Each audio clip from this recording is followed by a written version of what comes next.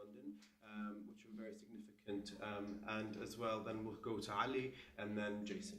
So, yeah. Well, Zenith Foundation, which is the organization that I had started what we believe is the first London Arab Film Festival in 2004, which was a retrospective on Arab cinema at the National Film Theatre from the 90s to then. And that was in collaboration with Ali, whom I know since then, and he was at Variety, I believe, at the time as a film journalist. And we put together a program that proved popular with audiences, as well as, it kind of worked as an idea with the audiences, as well as for us as an organization wanting to platform films. So we decided to persevere with it, and we had to move venue to the BAFTA, which is also a very good venue to hold it in, because the venue was key to us, because we didn't want to marginalize Arab films. And although the academic context is very important, in a way we felt that wasn't sufficiently open to a wide audience and could classify films as of academic interest. So we were keen on either being in a major cinema like the NFT or BAFTA, who obviously is known for its kind of focus on quality of films. And it was a collaborative process, so they obviously believed in the films we're showing as well. And we did that for 3 years, 2006, 7 and 8. And basically the idea then was a 3-day event that took the best recent films. And our curatorial approach was to pick films that were festival films, but and I think the importance of festival films for us is it means basically the film speaks an international language. It travels well. It's as opposed to being completely a kind of local film that no one really would want to see as a British audience. And we didn't really include, if some popular films are also art house films, like Beginning and the End. So, there is overlap, or Yakubian Building, which you're also showing. But that was our main focus. And we also wanted to move away from the kitsch, so we didn't really show popular culture as such.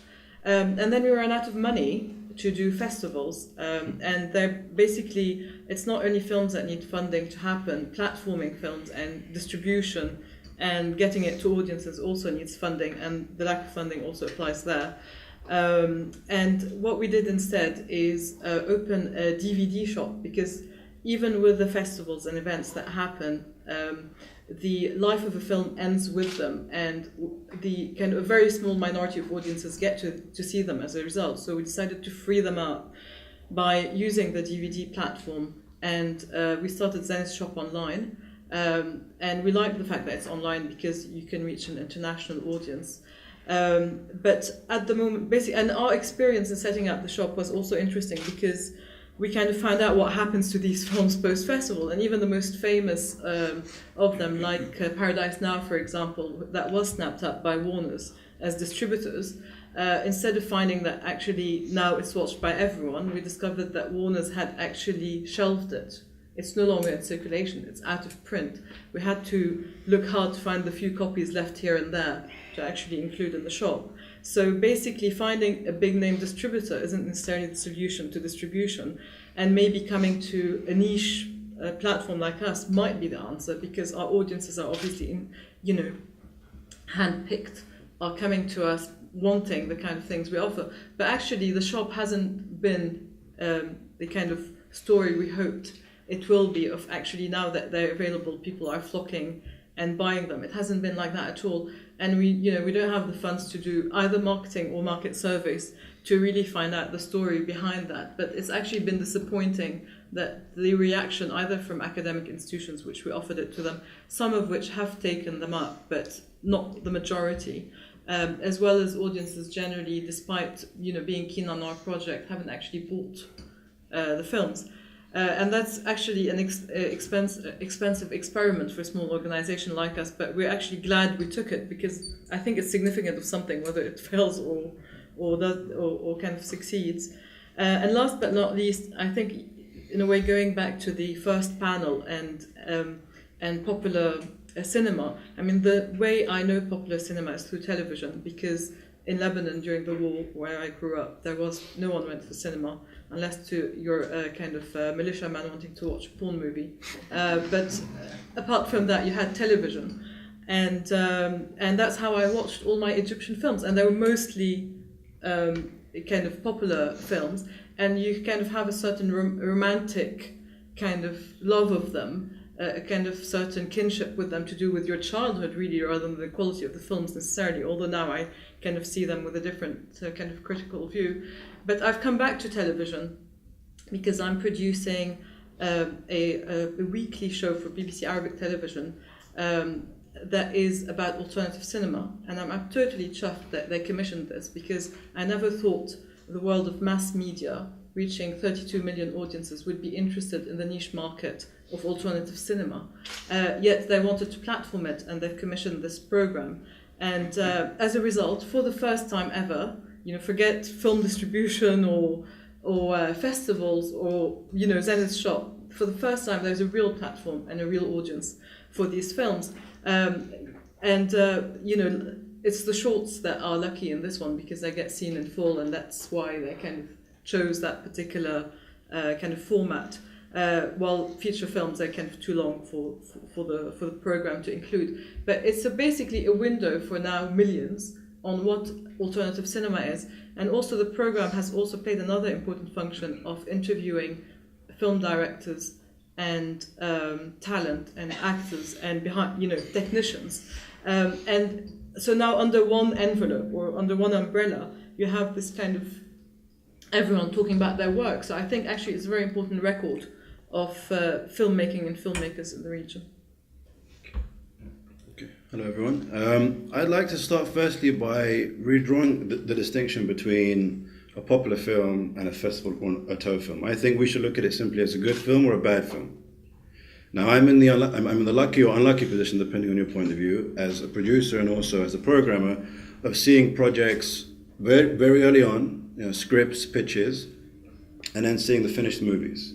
And I have to say that, without being too controversial or being too kind of worrisome, that I think we're approaching a crisis in Arab filmmaking, unless we're very careful. I think that there's never been a more crucial time now for Arabs and Arab filmmakers to get their point of view across and their image across. We only have to see the horrific, tragic scenes of the last couple of weeks to know how important the perception and image of the Arab world and the Muslim world is, and how it's been misconceived and misrepresented, and how we need our filmmakers and our artists and our cultural practitioners to come out and actually get that point of view across. At least a complex three-dimensional point of view, not simply shouting and screaming and burning things. Because there's far more to the Arab world than that. And I would say the following. The problem we have is, before we look too deeply, or at least at the same time as looking too in depth at how can we build an audience for Arab films in the UK, we need to ask ourselves, how can we build an audience for Arab films in the Arab world? How can we get Arabs to see Arab films? Now you have Egypt, which has traditionally been the center of the Arab film industry and is the only real industry in the Arab world. And then you have various pockets of filmmakers across the rest of the Arab world who contribute to this amorphous essence called Arab cinema, i.e. they're Arab filmmakers making cinema. But there is an Arab film industry, which is okay, it's being built.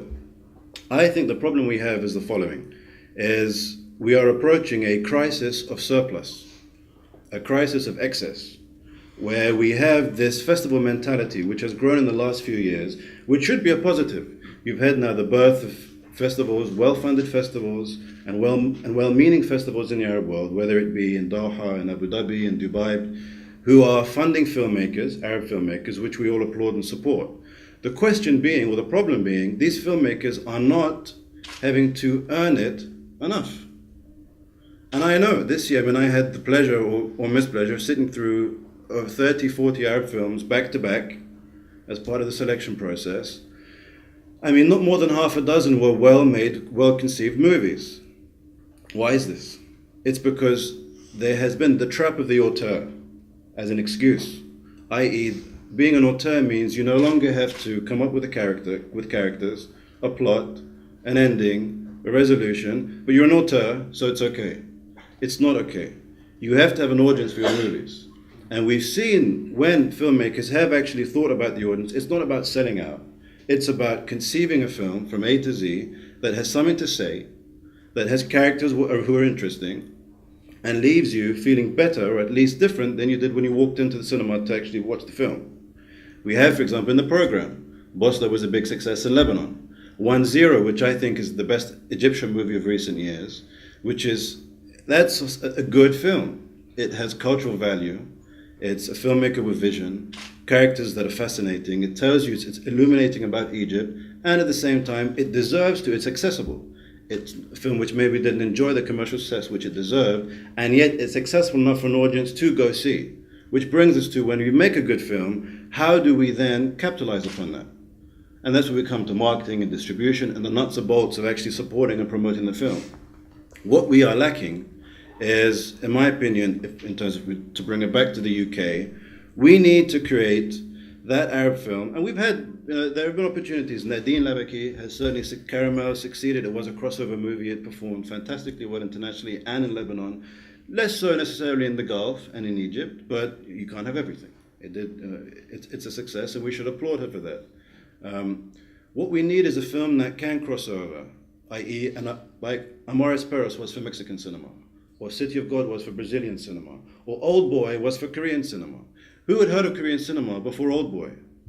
I hadn't. After Old Boy, you had whole lines of DVDs being released, filmmakers being introduced to Europe, to the international community, based on one film that's fascinated people into a culture. We need that movie. We also need stars. We've had one star. The Arab world has had one star in the last 60 years, Omar Sharif, who's been an international star. One. Now that's outrageous. We have beautiful people, intelligent people, smart filmmakers, smart actors and actresses. Why don't we have a Marion Cotillard? Why do we not have a Penelope Cruz? China has Zhang Ji. Spain has Banderas and Javier Bardem and Penelope. So,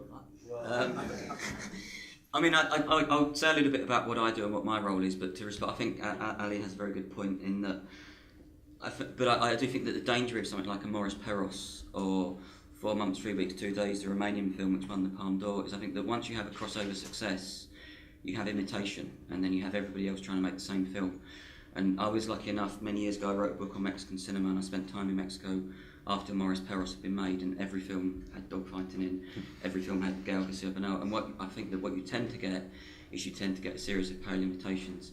But I do think that the crux of what Ali's saying is absolutely right. I think that you need that one film to act as a tipping point.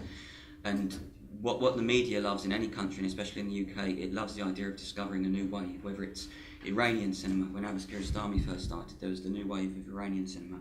There was German cinema. There was documentary. We love waves. We love to have waves. We love to have pigeonholes because it makes things easier to market. And I think the point that Ali makes is a good one. You need that kind of crossover success to precipitate this wave to come. But I do also say I think there is a danger with a wave. In that, I think it was Ron Wenra that said there is no wave, there's only the ocean. And I think that the problem is that these films that become a success, they're sometimes at the expense of other films, sometimes better films. I think there's much better films than Amores Perros, just as an example.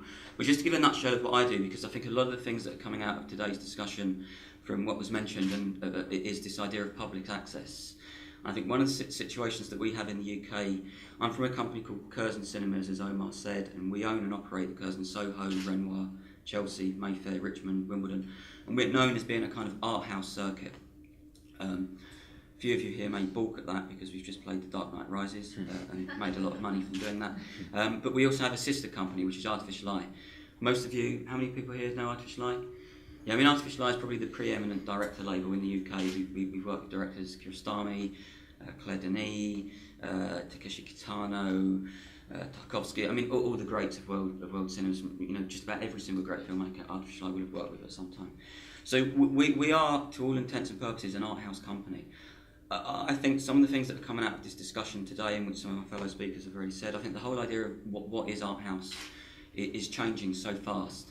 And I think the idea of art house and populist, they're almost becoming one and the same. I mean, if you talk about a lot of these films that are successful, there's a film opening this week called Untouchable, which is a French film. Any of you planning to go and see it?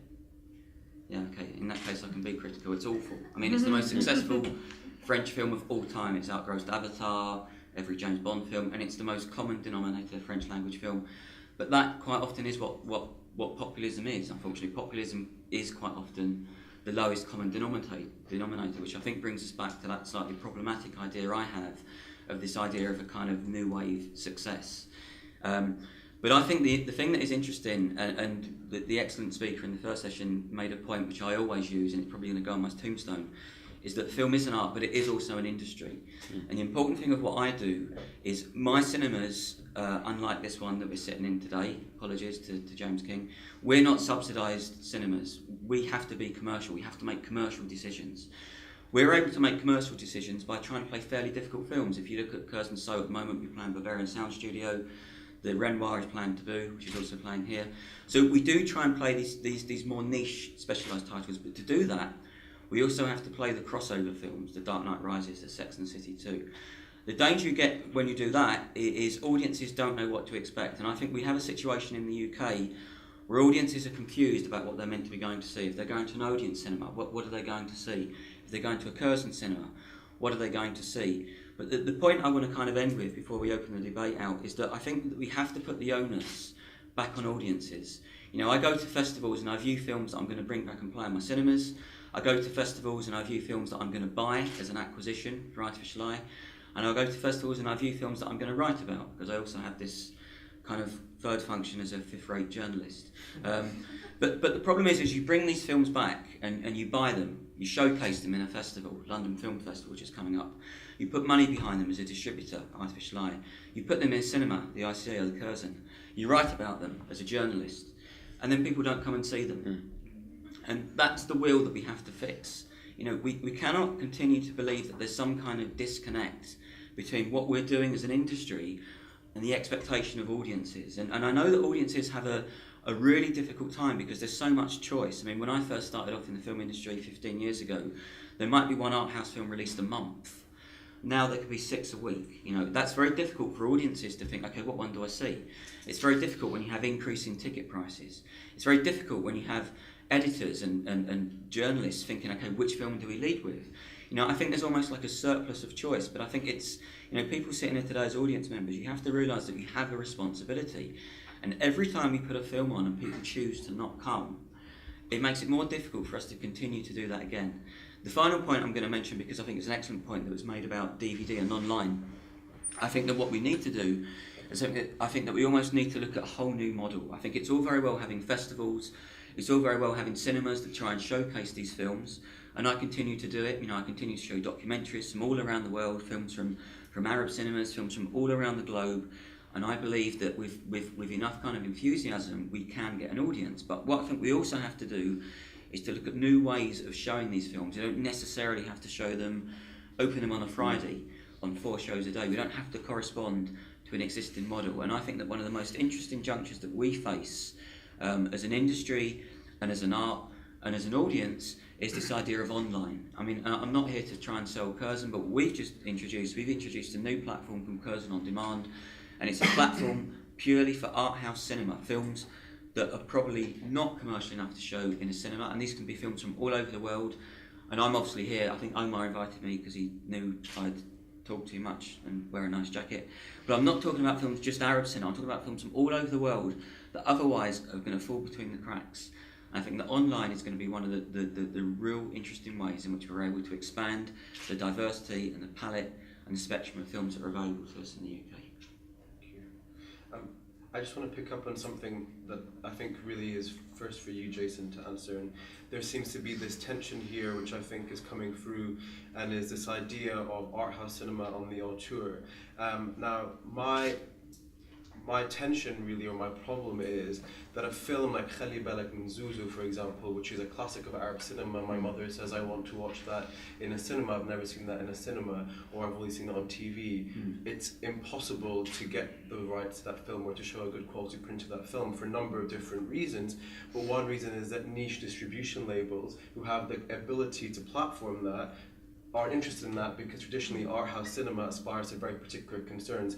And Viola wrote about this in 1998. You know, film, one reason that Iranian cinema was so critically acclaimed on the festival circuit and indeed had art house runs is because it aspired to particular qualities. It didn't actually have stars. It did have an auteur, but didn't have stars. It adopted a verite style. It was low budget. It was seen as critical of the state. All these kind of things that the kind of the news media and kind of feed into this hunger of giving a different picture or a different scenario of something quite critical or dissident.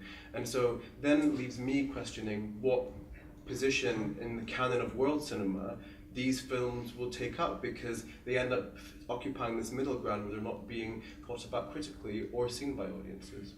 Yeah, I mean that's a real doubt. I mean, a film, without wishing to be crass, a film is no longer an auteur film once it makes money. I mean that's I know it's heresy to say that. You know, Michael Haneke's considered an auteur director, but he makes a lot of money. I mean, Michael Haneke's Hidden made £1.5 million, and it's kind of I think the whole kind of position of what is auteur and what is populist changes once commerce comes into play. Now, that I think some of the films that you're talking about in this model is a difficult one, because these films are never going to be purely populist, but I don't think that means that there shouldn't be a cinema space in which they can exist to be shown. I mean, one of the things that I do is I kind of have to operate on a kind of system of my own cultural subsidy. I mean, I'll show Dark Knight Rises for 6 weeks and make £350,000. But by doing that, if I'm doing my job properly, if the film festival programme is doing their job properly, you know, if you look at the London Film Festival, which I could sit here and be critical of, but I'll try not to. You know, they open with Frankenweenie by Tim Burton, and they close with Great Expectations by Mike Newell, which is an atrocious film. I'm sorry, but it's an atrocious piece of filmmaking. But then in between, they have all this great stuff. So that's what you kind of have to do. You have to kind of use the carrot as a stick to bring the other stuff in. If we're doing our jobs properly, we can show these films, we can try and get access to them by showing the other stuff. I think that the other problem that you face, and this is more of a logistical problem, and you mentioned this when we were having a cup of tea beforehand, it's just availability. You know, the prints. One of the things which has kind of really changed the practice is the revolution that digital cinema has provided. And you know, and we are talking about a much more broader spectrum than I think we're probably here to talk about today. But you know, when you look at a lot of companies kind of making available through digital restorations their archives, you know, I think we're at the tip of an iceberg point. You know, if you look at you look at Warner Brothers making The Shining available. I mean, that's probably a bit of a crass example, but you look at Studio Canal going back and making all the Jean-Pierre Melville films available. You're looking at you look at Park Circus. You know, there's a whole interesting thing going on. And the other point I'll say before I move on is I want to echo something that you said. It is a real worry for me. You know, if I go to a festival and I see a fantastic film, as soon as a big company buys it, like Warner Brothers or Fox, I almost forget about playing it, because I know that they are not going to treat that film with the care and attention that they deserve. But conversely, you know, I think they have more of a respect for their kind of heritage, and it's more likely that a bigger company is going to look to have some kind of restoration program. And the reason that happens is companies like Park Circus and the British Film Institute, they quite often act at the behest of these bigger companies. So I think that's one way that we can find a space for these pictures. But again, you know, I think possibly online. But you know, I agree, it's difficult. You know, if you're sitting there, somebody thinking, okay, why do I want to strike a £3,000 copy of this print when probably 8 or 9 people are going to come to see it? When it comes down to a purely economic decision, the answer is going to be, well, I'm not going to do it. So, you know, I sympathise, it's a difficult one. I mean, we should maybe go into this idea of platforms, because Ali, I guess you're a little bit critical of it, and I am also, that festivals exist for the sake of perpetuating a particular kind of filmmaking, a particular kind of filmmaker, and once the film has finished that festival circuit, it often will die or not be seen in a cinema context again. And I'm wondering, what are the other strategies for that? I mean, Mona, you talk about working in television and broadcast in this context, and I'm curious who the audience is, if you know, and how that's been received, especially more alternative forms as well. Well, I'd like to start by asking the question of why are these films important? Why are we talking about them now? Why are we bothering having any festivals? Why do you bother having the sticks as well as the carrot? Why not just have carrots all the time? And I think there's a merging of genres and ideas about what film is about. Video artists are making films that we show, for instance, on Cinema Badila, as well as filmmakers are making video art. Video art is valued differently from film. They don't speak about audiences for art in a way. There's an art market. I know Janet is here. I want to comment on that. There's an art market that is kind of valuing video art, and some artists would be successful at it, or kind of fetch big money. Others would still do it because it's art and it's worth doing and it's their way of expression.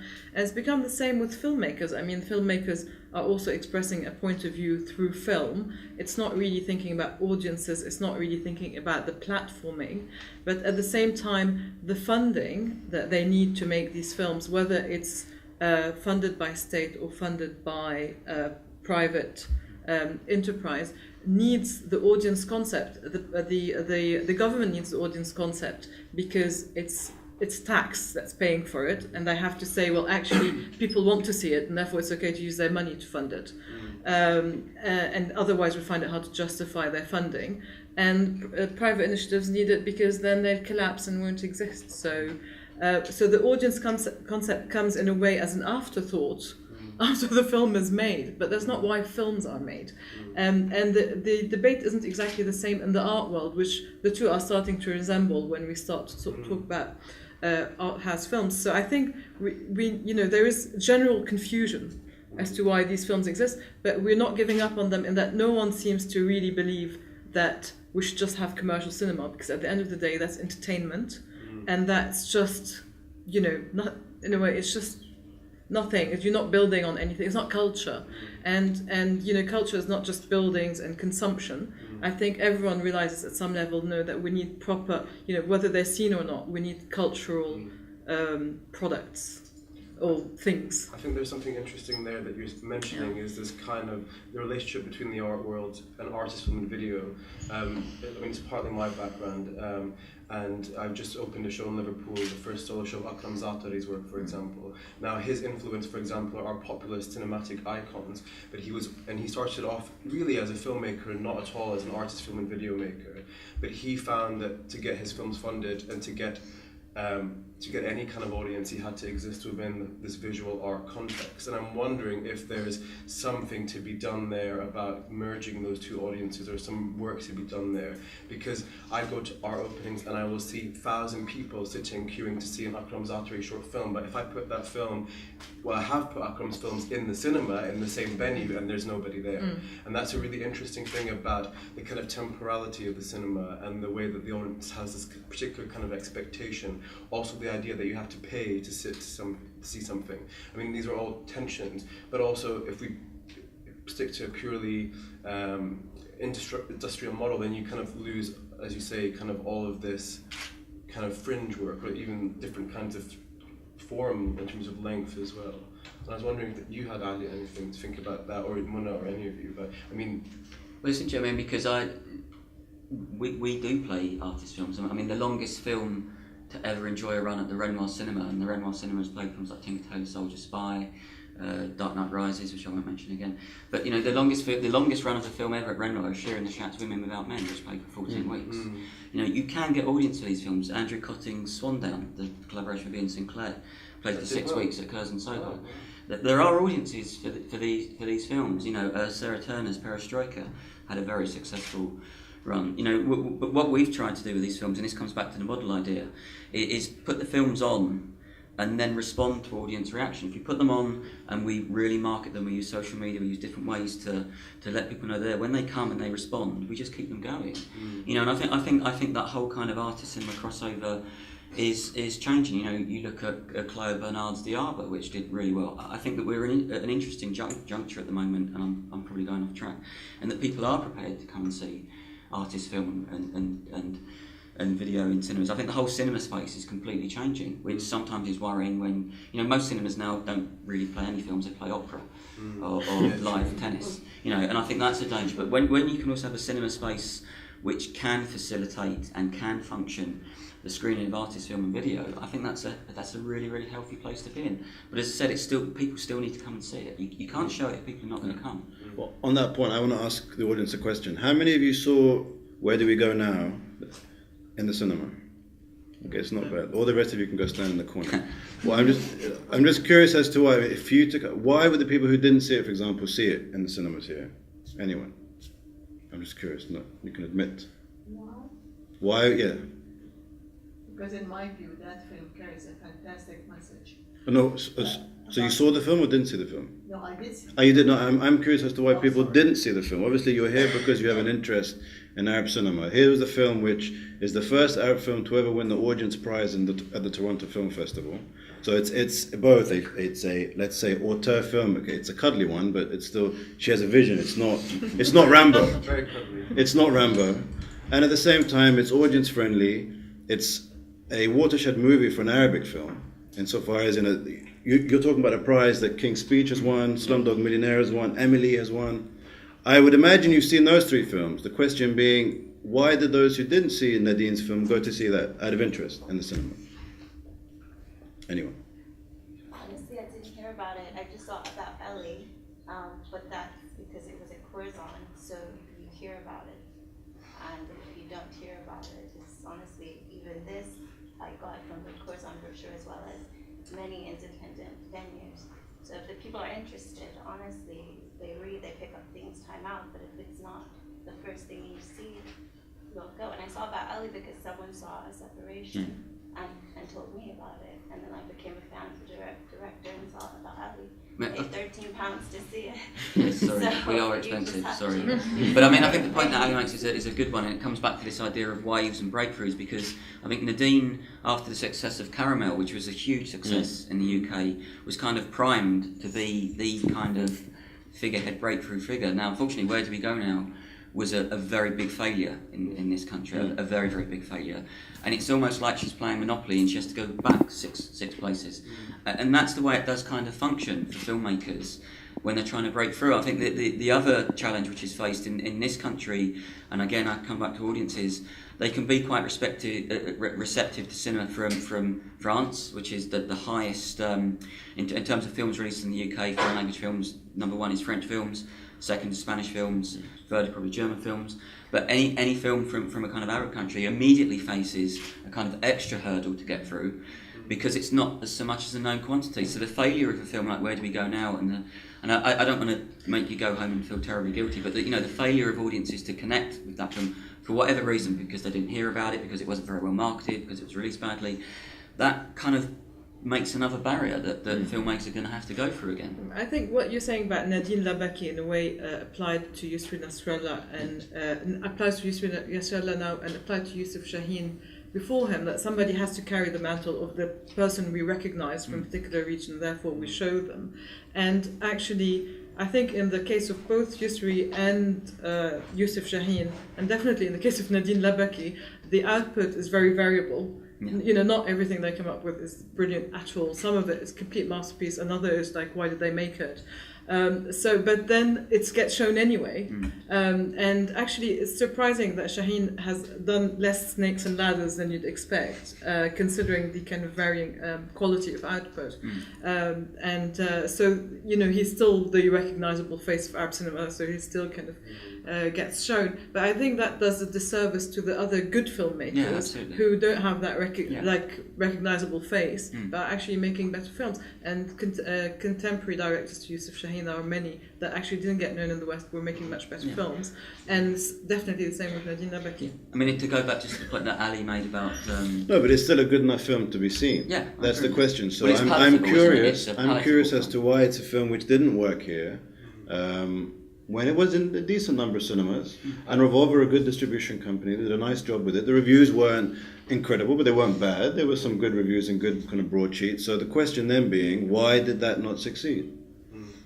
I mean, I think the P&A budget on that was healthy, and I saw we were seeing the poster everywhere, and I think it was marketed actually quite well, and I saw it everywhere. But the thing about the first film that was so successful, and this is just my interpretation, is there was a particular moment when people are interested about this sexuality and this female character, and just the way the poster is framed almost sensually plays, I think, a very different. It's just because the nature of the film is very different and easier to market and easier to tap into in that way. I think is one example that it's not. I think honestly, audiences, unless you are a true auteur filmmaker and auteur in like the art house sense, then people are going to pick on the film they're interested in, not on the filmmaker. And by the way, I'm in favour of auteurs when they're talented. Yeah. You know, I agree. As Jaafar had, he's a genius. A Separation was the best film of last year. Yeah. And it's a film which, again, you talk about auteur as opposed to festival, as opposed to this. It's good and bad films. It doesn't matter the budget. It doesn't matter the audience you want to do. It's a good film or it's a bad film. Simple as that. A Separation did 1 million admissions in France. Huge. 4 or 5 million in the States. Won an Oscar, won awards everywhere. It cost nothing to make. There's no special effects. It's just a magnificent film with riveting characters, great screenplay. It has something to say. So I'm saying I love auteurs when they're talented, but we have a crisis. We're not the only ones, but we have a crisis in the Arab world, which is we use it as an excuse. Lack of plot, lack of character, lack of resolution. But I'm an auteur. Can I extrapolate something here from what you were saying before we open up to the audience?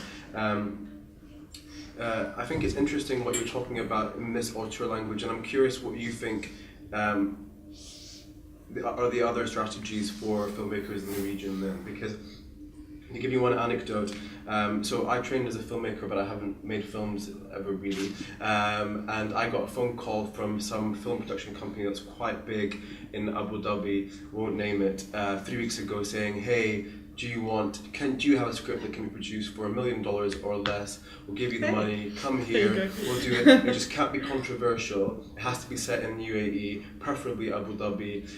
It can't be blasphemous, can't have sex, blah, blah, blah, blah. What do you think? You know? And I'm wondering if that Say yes. I'm wondering if that hierarchy... Write it on the plane. I'm wondering if that hierarchy, or if it's the problem with the system, so you could say, okay, fine, I want to make a film, and when you have all of those limitations, actually, well, the only way to do it is to be a bit of an auteur and do something that's a bit elliptical. No, by the way, you can be smart. I don't buy that censorship's the issue. Yeah, no, because look at Iran. Again, Iranians had censorship and all these kinds of issues, and they've made some magnificent films, as have we. As the filmmakers around the world, look at the Hays Code. I mean, some of the best films America ever produced was when you couldn't have kissing. But kind of the best kiss Hitchcock ever did was because you only had 2 or 3 seconds in Notorious, so he just kept having them kiss break. It was one of the sexiest kisses of all time in cinema. So censorship is just a challenge. That's not the main issue. Yeah, and financing isn't the issue for the Arabs anymore. Because you have festivals who are giving money. The Europeans give money now, correct, for a specific type of movie, unless you're able to break through and prove, as every other filmmaker has to, that there's an audience for these films. Outside of your friends, your family, your neighbors, who would pay money on a Tuesday night to come see this film with their wife, boyfriend, friend, whoever. If the answer is no, come up with a better idea. I think that totally makes sense when you're a producer, a producer that makes money out of being a producer. That's the kind of question you have to. No one wants to lose money, I guarantee. Yeah, exactly. A producer has to think, is it going to make money? And the kind of structure you're proposing is to do with readability by an audience, the audience's ability to read the film.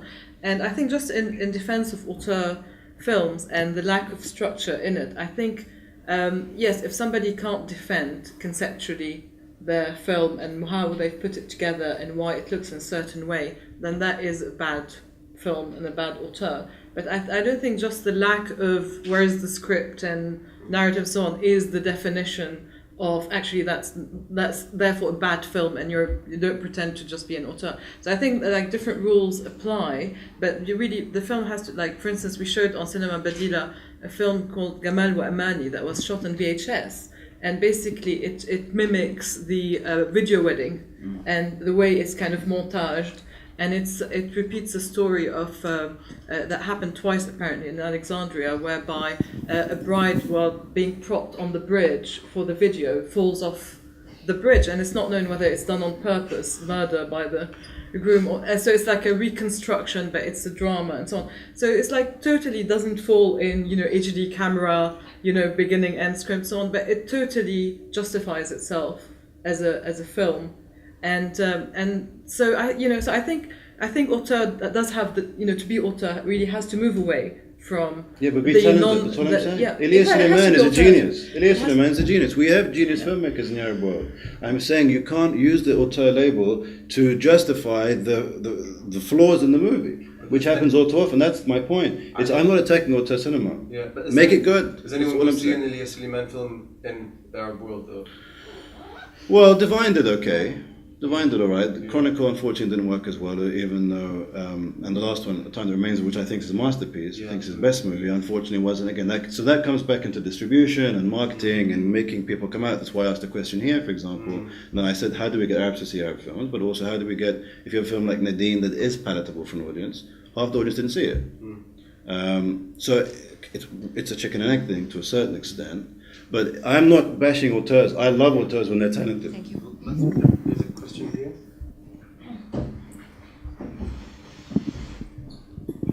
Well, thank you. It's very informative. I'm new in this industry, and I'm not really keen on how to make films or other, but I have another interest in the films.